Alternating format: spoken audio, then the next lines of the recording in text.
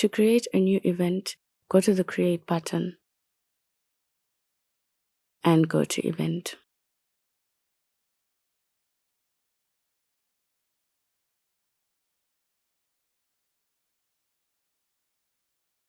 You can also go to a date on the calendar and tap on an empty space to get started. You can then name your event and add time. The app has start and end times. You can scroll to find the time you want or simply type it in to work faster.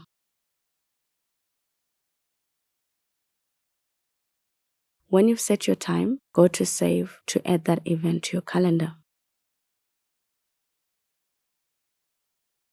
On the monthly view, a time-stamped event shows the start time, so you can see when the event is starting right on the calendar.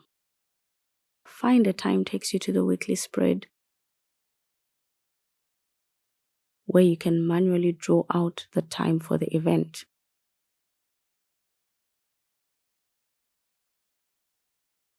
Google Calendar has 5-minute intervals for that. You can then save the event if you're happy with it.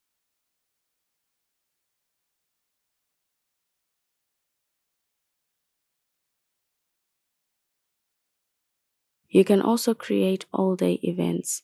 Click on the date to bring up the option.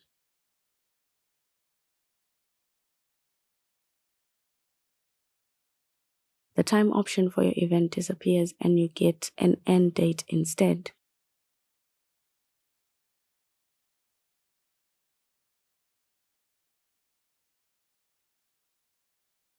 Your all-day event spans the days, the length in days of the event.